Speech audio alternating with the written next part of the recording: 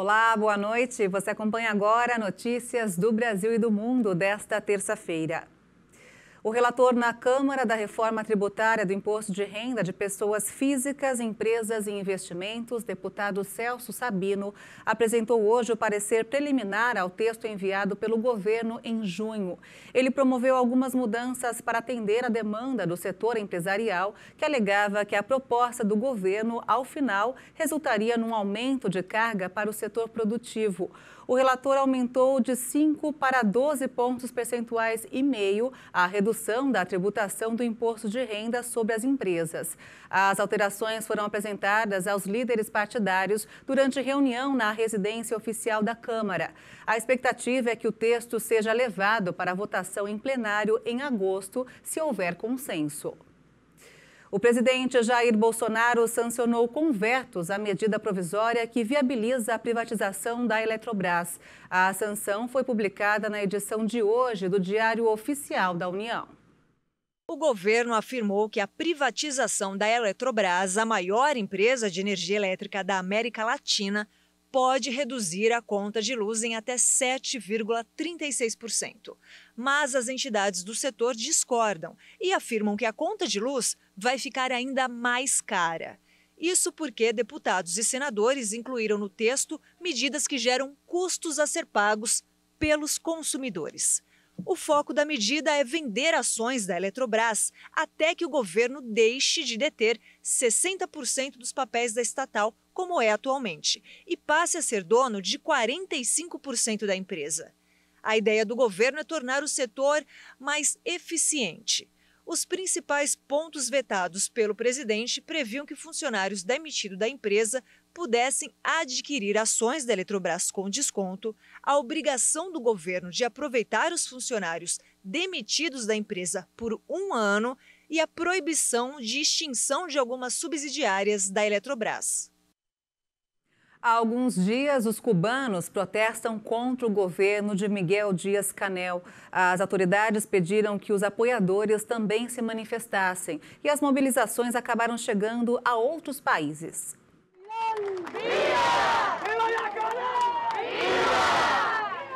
Manifestantes contra e a favor do governo cubano se reuniram em frente à Embaixada de Cuba na Cidade do México. É verdade que há um bloqueio econômico em Cuba há mais de 60 anos, mas não é isso que mata os cubanos. O que mata os cubanos é o bloqueio interno de Díaz-Canel e a ditadura. Vim em solidariedade com o povo cubano. Vim em solidariedade ao povo cubano em face de uma evidente campanha da mídia que usa o doloroso contexto da pandemia para argumentar que as coisas não vão bem em Cuba, que a Revolução Cubana está fracassando, quando sabemos que não é assim. Outro país que registrou protestos com os dois posicionamentos contrários foi a Colômbia. O local escolhido foi a representação diplomática de Cuba em Bogotá. Não queremos mais esse governo, queremos eleições livres, não que nos deem um presidente, queremos escolhê-lo porque temos direito como qualquer ser humano. Acredito que todos têm o direito de se manifestar livre e pacificamente, mas acho lamentável que hoje não estejam defendendo a retirada do bloqueio a Cuba, mas sim a intervenção militar Yankee, que na história causou mortes e desastres em todas as democracias dos países em que atuou. Milhares de cubanos, fartos da crise econômica, saíram às ruas de forma espontânea no domingo em dezenas de cidades em todo o país. Os protestos são incomuns no país governado pelo Partido Comunista, onde as únicas concentrações autorizadas costumam ser as do próprio Partido Único. As manifestações também ocorreram em um contexto de forte aumento de casos de coronavírus na ilha. No total, Cuba registrou oficialmente quase 239 mil casos e 1.537 mortes para 11 milhões e 200 mil habitantes. Há 10 dias da abertura oficial das Olimpíadas, o presidente do Comitê Olímpico Internacional descreveu Tóquio como a cidade-sede mais bem preparada de todos os tempos. Nesta terça-feira, durante a abertura da Vila Olímpica, Thomas Bach parabenizou a presidente da Tóquio 2020, Seiko Hashimoto. Seu comitê organizador e todos os membros de sua equipe estão fazendo um trabalho fantástico nos preparativos para os Jogos Olímpicos e Paralímpicos de Tóquio 2020. Eles conseguiram fazer Tóquio a cidade mais bem preparada de todos os tempos para os Jogos Olímpicos. Tokyo, the best ever prepared city for Olympic Games.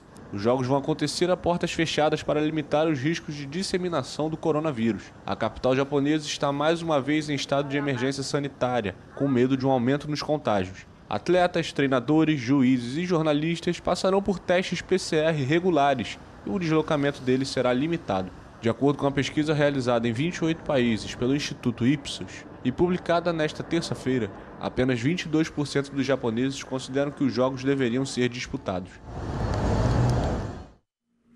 E alimentar uma vila olímpica é sempre uma missão trabalhosa, realizada por um exército de chefes para preparar milhares de refeições para atletas de todo o mundo. Nos Jogos Olímpicos de Tóquio, marcados pela pandemia, o desafio ganha obstáculos adicionais, mas já tem pelo menos uma campeã. É a dona de casa Yoko Nishimura. Vamos ver. Uma Olimpíada é cheia de desafios e campeões dentro e fora dos locais de competição. Mas antes mesmo dos Jogos Olímpicos de Tóquio começarem, um pódio já foi alcançado. A medalhista é a dona de casa japonesa e mãe, Yoko Nishimura. Uma receita dela foi selecionada para levar o sabor do Japão aos atletas que competem no maior evento esportivo do planeta.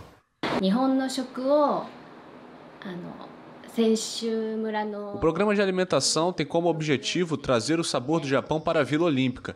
Por isso, pensei no macarrão tipo somen, como um prato típico que as pessoas do Japão comem no verão. Estudei um pouco sobre essa comida e descobri que alguns tipos contêm uma boa quantidade de proteína, que é um nutriente necessário para construir músculos e manter partes importantes do corpo. Achei que seria bom para atletas e criei um prato de somen, com coberturas de ingredientes realmente saudáveis.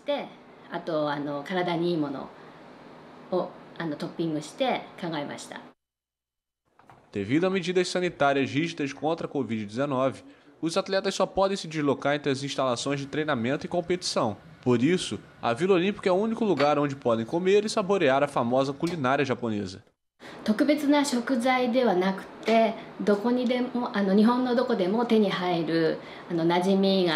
Use ingredientes comuns que você pode encontrar em qualquer lugar do Japão. Nada de especial. Tem salmão, porque é um dos peixes muito comuns em todo o mundo. Acho que os atletas do exterior não hesitariam em experimentá-lo.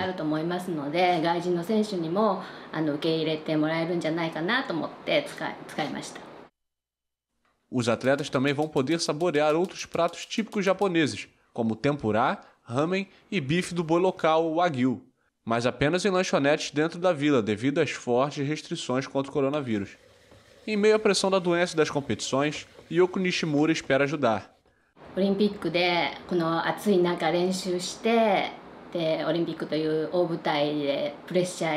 Os atletas que vêm para as Olimpíadas podem perder o apetite por causa do verão quente e do treinamento duro.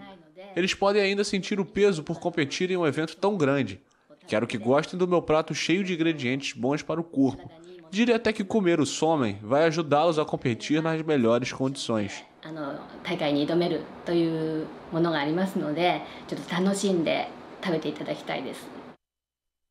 A Vila Olímpica, com capacidade para 18 mil pessoas, vai servir até 48 mil refeições por dia em seus refeitórios e restaurantes. Para satisfazer os atletas que se hospedam na vila, haverá cardápios variados, que estão divididos em 3 tipos de cozinha: ocidental, japonesa e asiática. E essa edição fica por aqui. Você acompanha outras informações durante a nossa programação. E para rever as nossas reportagens, é só acessar o canal HIT Notícias no YouTube. Uma boa noite para você e até amanhã. Tchau!